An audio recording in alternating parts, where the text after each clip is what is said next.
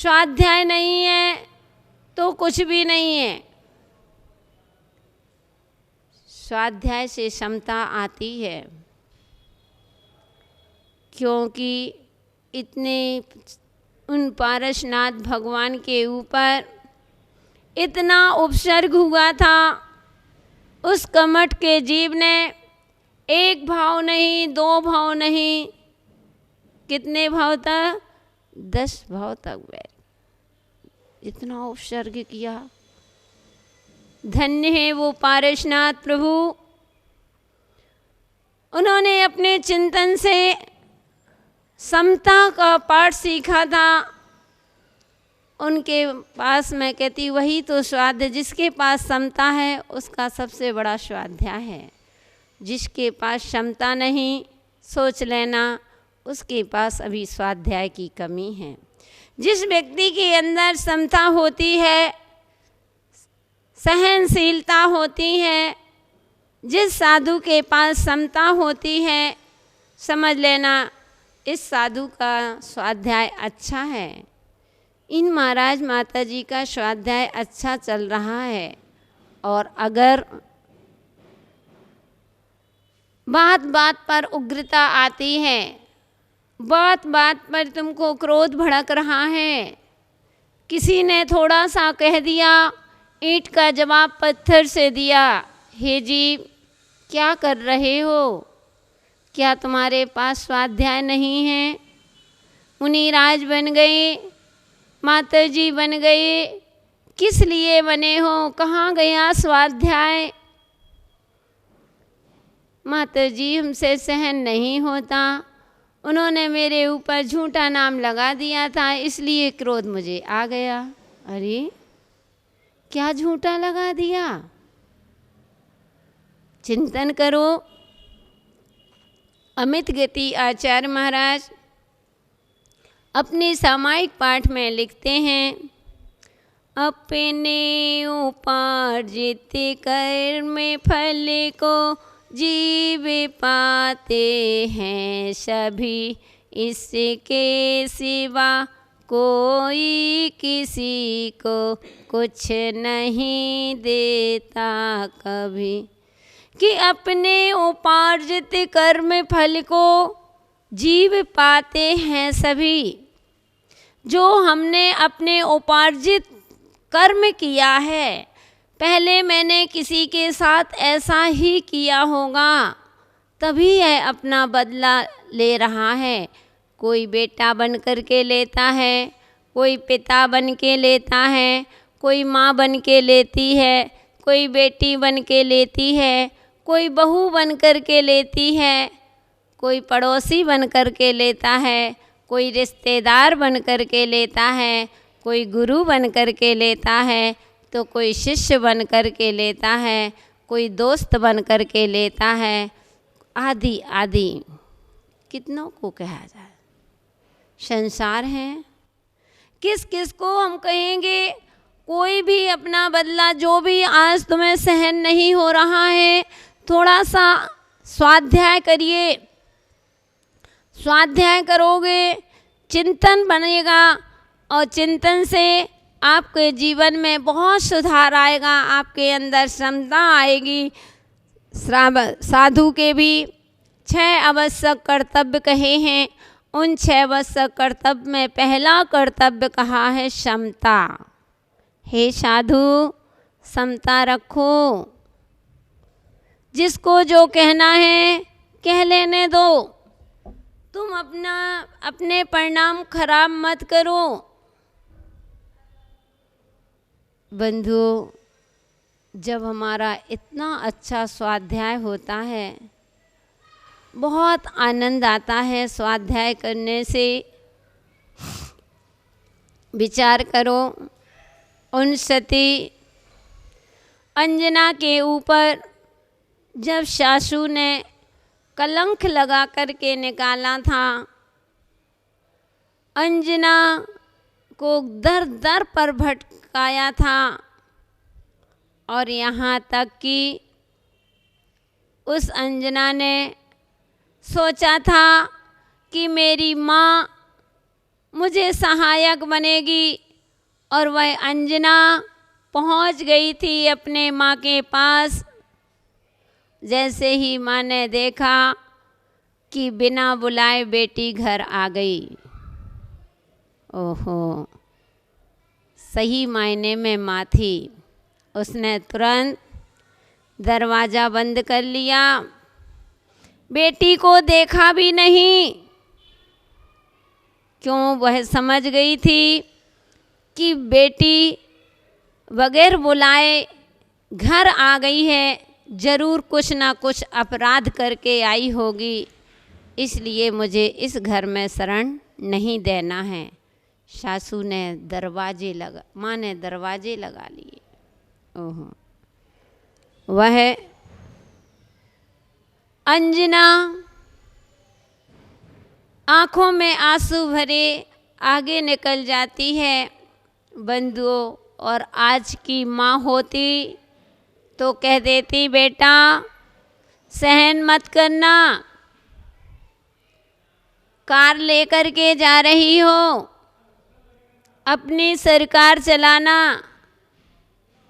क्योंकि बंधुओं, दो तरह से तुम्हारे घर में एक बहू आती है और एक बहू रानी आती है।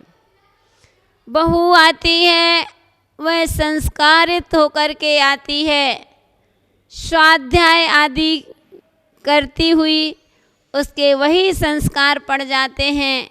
तो बहू आती है, संस्कार लेकर के आती है, और बहू रानी आती है तो कार लेकर के आती है।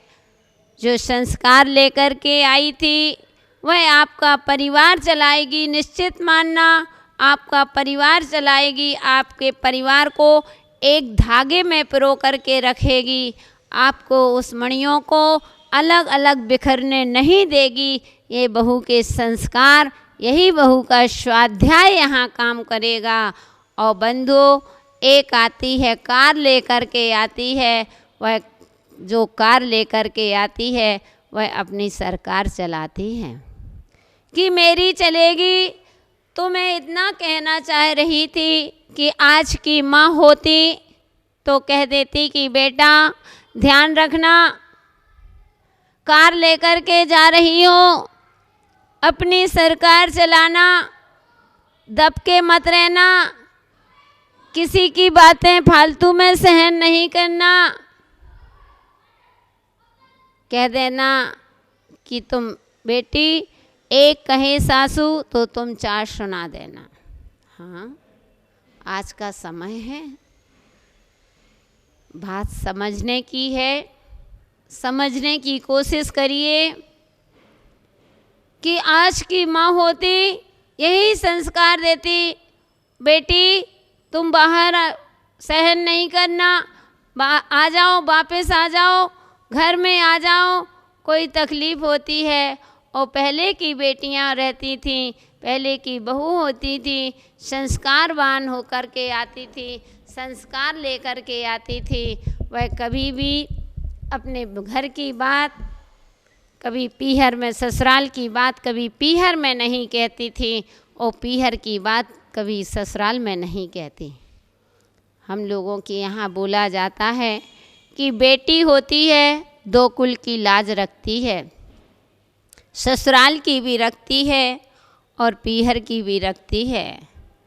तो बंधुओं, वह माँ आज के समय में बच्चों को झुकना नहीं सिखाती है, टूटना सिखाती है। अरे हे माँ, अगर तुम्हारे पास स्वाध्याय होता तो तुम ऐसे संस्कार नहीं दे सकती थी। तो बंधुओं, वह अंजना की माँ आज की माँ नहीं, वह पहले की माँ थी। वह समझती थी कि बेटी पराई हो चुकी है, और पराई वस्तु को अब हम अपने घर में कब तक स्थान देंगे, और ज़रूर यह झगड़ा आदि करके आई होगी, इसलिए दरवाजे लगा लिए। कभी विचार करो, जिसने 9 माह पेट में रखा, जिसने पालन पोषण किया, जब वह माँ भी अपनी नहीं हुई तो कौन अपना होगा। लेकिन कब यह चिंतन बनेगा, हे जीव, जब तुम्हारे अंदर स्वाध्याय होगा। चिंतन करो, स्वाध्याय करने से बहुत बड़ा साहस मिलता है कि हम उन सतियों को याद करते हैं कि ये माँ तो ठीक, जिस माँ ने जन्म दिया है, जब वह माँ भी हमारी नहीं हो सकी तो मेरा कौन है, कौन मेरा इस संसार में है। इसलिए अन्यथा शरणम नास्ति, कि संसार में सब अन्यथा है, कोई शरण नहीं है। अगर शरण है तो मात्र वीर प्रभु की शरण है, परमात्मा की शरण है। हम परमात्मा की शरण में जाएंगे और वह अंजना दर दर की ठोकरें खाते हुए लेकिन उसने आद्रौत के परिणाम नहीं किए थे। उसने सोच लिया था कि मैंने पूर्व में किया होगा, किसी का विछोह कराया होगा, किसी के लिए झूठा कलंक लगाया होगा, इसलिए आज मेरे ऊपर कलंक लगा है। सच बताना, आज की अंजना होती तो क्या वन में जाती क्या? नहीं। कहाँ जाते? देखो, कोर्ट कचहरी पहुंच जाते, कोर्ट कचहरी पहुंच जाते कि मेरे साथ ऐसा हो रहा है, मेरे साथ ऐसा हुआ। आज की अंजना वह सहन शक्ति ही चली गई। इसका रीज़न यही है कि आपका स्वाध्याय नहीं रहा, इसलिए आद्रौत के परिणाम कर रहे हो, अपने आद्रौत के परिणामों में जी रहे हो, नवीन कर्मों का बंद कर रहे हो। हे जीव, जागो, क्यों अपना समय बर्बाद कर रहे हो? अगर तुम्हारे पास स्वाध्याय होता तो उन सीता को याद करो। सीता निर्दोष होने पर सभी को मालूम है कि सीता निर्दोष थी, फिर भी लोगों ने, राम ने लोक अपवाद के कारण से जंगल में छुड़वा दिया। कहाँ छुड़वा दिया? जंगल में, जंगल में छुड़वा दिया। गर्भ अवस्था और किसका बहाना लेकर के? तीर्थ वंदना के बहाना लेकर के, तीर्थ यात्रा के दर्शन कराने हेतु कृतांत भक्त से कह दिया, हे कृतांत भक्त, तुमको इस तरह से सीता को तीर्थ वंदना का बहाना करते हुए ऐसे घनघोर जंगल में छोड़ना, ऐसे घनघोर जंगल में छोड़ देना जहाँ पर कोई भी अब उसका ना हो, पक्षियों की भी आवाज़ ना आती हो, ऐसी जगह छोड़ देना। ओहो, कृतांत वक्त आँखों में आंसू, लेकिन आज्ञा का उल्लंघन नहीं कर सकते। राम के दास, कैसे मैं अपने स्वामी की भक्ति कर रहा हूँ, मैं कैसे इनकी आज्ञा का उल्लंघन करूँ? और बंधुओं, सीता को उसमें लेकर के रथ में बिठाल करके और ले जाते हैं। ऐसे स्थान पर, ऐसे जंगल पर पहुंच गए जहां पर पक्षी कोई भी आवाज़ नहीं आ रही है, चारों ओर से वाह वाह की आवाज़ आ रही है। कोई अकेला वहां खड़ा हो जाए तो आप तो बेहोशी हो जाओगे, ऐसे घनघोर जंगल में। और सीता से कहते हैं कि हे सीता मैया उतरो। उसने कहा, यहाँ तो कोई चैत्यालय नहीं दिख रहे हैं। हे कृतांत वक्त, यहाँ पर कोई जिन मंदिर दिखाई नहीं दे रहे हैं, कोई शिखर दिखाई नहीं दे रहे हैं और यहाँ पर कोई क्षेत्र भी समझ में नहीं आ रहा है, तुम मुझे कहाँ उतार रहे हो। उसने कहा, माँ पहले आप उतरो। और उतारा। उसने कहा, बस राम की यहीं तक की आज्ञा थी, राम ने यहीं तक के लिए मुझे भेजा था। उसने पूरी बात सीता को बता देता है। सीता के मन में थोड़ा सा विकल्प आता है, लेकिन तुरंत अपने स्वाध्याय में खो जाती है। अपना चिंतन करती है कि मैंने पूर्व में किया था, इसलिए मेरे साथ ऐसा हुआ है। कौन किसको कुछ दे सकता है? अगर मैंने अपने खेत में जो बोया है वही तो मिलेगा ना। सीता अपने आप को संबोधन कर रही है, आंख बंद हो गई। उसको राम के ऊपर गुस्सा नहीं आया, बिल्कुल भी क्रोध नहीं आया। ओ आप होते